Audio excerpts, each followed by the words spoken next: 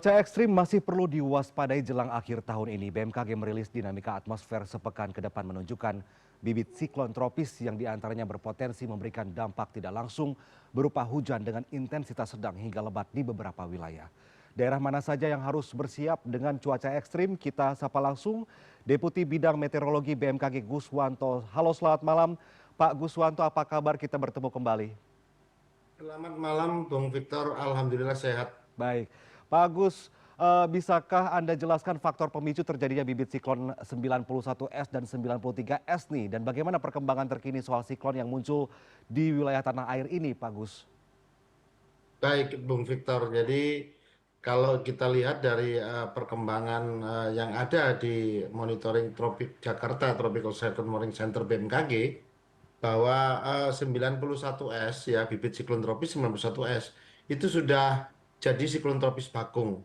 BMKG sudah merilis bibit ini di Samudra Hindia Barat Daya Lampung ya dan Mhm. sudah meningkat menjadi siklon tropis bakung pada tanggal 12 Desember 2025 malam hari dengan angin maksimum sekitar 30 knot atau 65 km per jam dan bergerak ke barat daya menjauhi wilayah Indonesia. Mhm. Sedangkan bibit siklon tropis 93S ini masih terpantau di Samudra Hindia Selatan Bali, NTB atau sekitar NTT dan belum menjadi siklon tropis.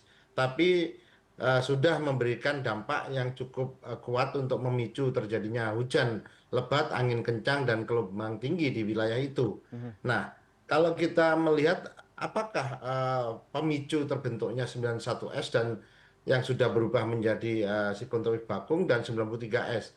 Kalau kita melihat yaitu berdasarkan suhu permukaan air laut ya, kita melihat laut di selatan Indonesia, Samudra Hindia Barat Lampung ya, ini selatan Jawa, NTB, Bali, ini saat ini masih hangat dan mendukung untuk pembentukan siklon tropis, itu yang pertama.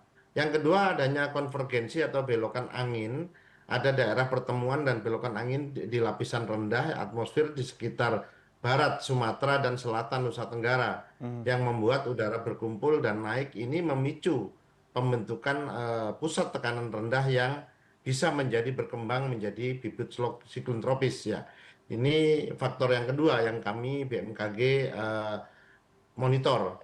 Yang ketiga ada faktor yang lain yaitu Madden-Julian Oscillation, gelombang Kelvin dan Rossby yang mana bahwa beberapa gelombang atmosfer itu merupakan dinamika atmosfer yang saat ini aktif selain memperkuat pertumbuhan awan dan badai ataupun siklon tropis di 91S dan 93S. Ya. Jadi sekali lagi Bung Victor bahwa laut yang hangat ditambah angin yang bertemu menggulung dan ini berkumpul menjadi atmosfer besar ya. Inilah kondisi ideal untuk tumbuhnya bibit siklon tropis dan ini energinya gaya Coriolisnya juga masih memungkinkan. Oke, Itu. oke. Pak Agus tadi soal siklon Bakung yang sudah menjauhi wilayah Indonesia ini berarti tidak perlu diwaspadai soal terjadinya siklon Bakung atau seperti apa Pak Agus sebaiknya? Jadi siklon tropis Bagong, walaupun dia sudah menjauhi wilayah Indonesia, ada dampak yang perlu diwaspadai, dampak tidak langsung. Mhm. Karena tinggi gelombang ini masih perlu kita waspadai karena masih eh, beberapa aktivitas kita itu masih ada di laut Samudra Hindia ya. Kemudian kita juga mewadai hujan lebat ya di wilayah sekitar Lampung, kemudian Bengkulu itu masih kita waspadai dampak Oke, tidak langsungnya, ya, termasuk angin kencangnya. oke, Kira-kira itu, ya. Bung Victor. Pak Gus, dalam sebulan terakhir terdapat sejumlah bibit siklon dan bencana siklon tropis ya di tanah air. Apakah ada faktor perubahan iklim yang mempengaruhi ini, Pak Gus? Iya, kalau kita kaitkan dengan perubahan iklim, Bung Victor, saya melihat ya. Dalam 1 bulan terakhir memang Indonesia banyak tumbuh bibit siklon tropis ya dan siklon tropis dan yang menjadi siklon tropis baru dua ya kita melihat. Nah, kita melihat bahwa saat ini di bulan November sampai April ada periodisasi terkait munculnya bibit siklon tropis yaitu di wilayah selatan Indonesia. Sedangkan kalau kita melihat di belahan bumi utara itu terjadinya adalah di sekitar bulan Juni hingga Desember. Jadi ada overlapping antara November dan Desember. Jadi ada utara, ada selatan. Inilah yang membuat wilayah Indonesia menjadi ramai Mhm. untuk terjadinya muncul bibit siklon maupun siklon tropis. Ya, Kemudian kita juga melihat adanya monsun barat ya. Monsun barat ini identik musim hujan di Jawa, Bali, Nusa Tenggara dan serta Sulawesi dan Papua. Angin baratan ini lebih cenderung membawa uap udara sangat lembab ya dari Samudra Hindia ke Indonesia sehingga sistem tekanan rendah itu gampang terbentuk menjadi bibit siklon ya. Kemudian juga saya melihat tadi ada yang namanya Madden-Julian Oscillation, ini aktif di wilayah Indonesia dan ini memicu yang meningkatkan probabilitas terbentuknya pusat tekanan rendah. Dari pusat tekanan rendah nanti low pressure area itu akan berkembang menjadi bibit siklon tropis apabila kecepatan angin sudah memenuhi dan kemudian ini yang bisa menjadi siklon tropis apabila tekanannya juga mengalami penurunan di bawah 1000 eh, milibar. ya, ya. Pak Agus, ke depan Ya, apakah siklon tropis ini akan semakin sering terjadi di Indonesia? Jika ya, apa langkah mitigasinya, Pak Agus? baik. Untuk kita melihat, kalau saya lihat dari rata-rata siklon tropis yang terjadi, sebenarnya ini tidak terjadi peningkatan ya. Rata-rata ya sekitar 8 bibit siklon tropis nanti yang menjadi lahir jadi siklon tropis ada satu atau dua, tidak meningkat secara masif. Oke. Namun yang perlu kita lihat itu dampaknya, Bung Victor.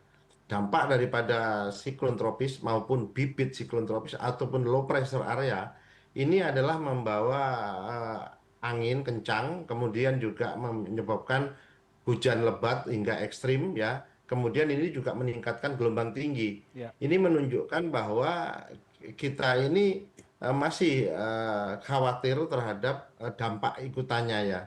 Jadi bukan jumlahnya, yang jelas intensitas dampak akibat daripada Siklon. siklon tropis itu semakin meningkat Oke. ya.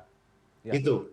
Oke, Pak Gus, ini terkait potensi cuaca ekstrim nih. Kapan puncak musim hujan Desember 2025 sampai awal 2026 ini akan terjadi ya? Dan daerah mana saja yang rawan mengalami hujan lebat disertai angin kencang nih, Pak Gus?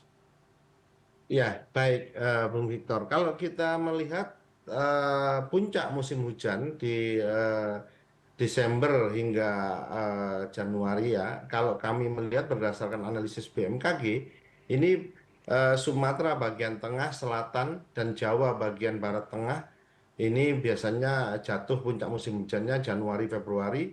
Kemudian kita juga melihat hampir Jawa, Bali, Nusa Tenggara dan Nusa Tenggara Timur ya. Kita lihat di sana dia puncak hujannya akhir Desember hingga Februari dengan peluang hujan sangat lebat ketika ada gangguan bibit siklon tropis ya.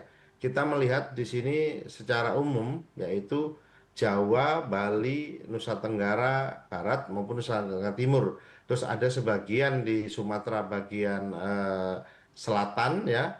Kemudian kami juga melihat ada di Sulawesi Maluku ya, Mhm. yang dimana puncak musim hujannya itu Desember Maret, Sulawesi dan Maluku ya. Dan Papua, Papua Barat Daya ini termasuk Sorong, ini lokasinya juga sama di fase Desember Maret itu terjadi periode hujan yang sangat intens. Mhm. Mhm. Kira-kira demikian. Untuk kita kan akan ada masa libur panjang ya untuk Natal dan Tahun Baru di akhir tahun ini begitu ya, Pak Gus. Pak Gus, Betul. kita ingin tahu untuk mengantisipasi dampak dari hujan lebat dengan intensitas tinggi, angin kencang di beberapa wilayah yang mungkin berpotensi akan terjadi tadi disebutkan di daerah-daerah.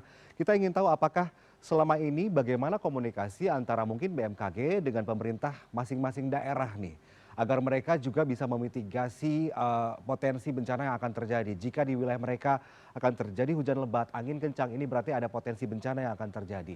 Selama ini bagaimana proses early warning system yang dilakukan dari BMKG mungkin atau dari pemerintah pusat ke pemerintah daerah atau seperti apa, Pak Gus?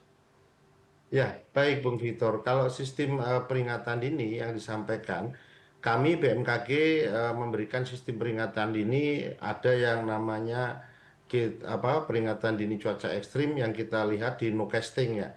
Nowcasting ini kita sebarkan ke seluruh user lewat WhatsApp ya. Di sana ada RRI, ya, TVRI dan semuanya ada media-media yang lain termasuk TV-TV CNN dan lain sebagainya ya.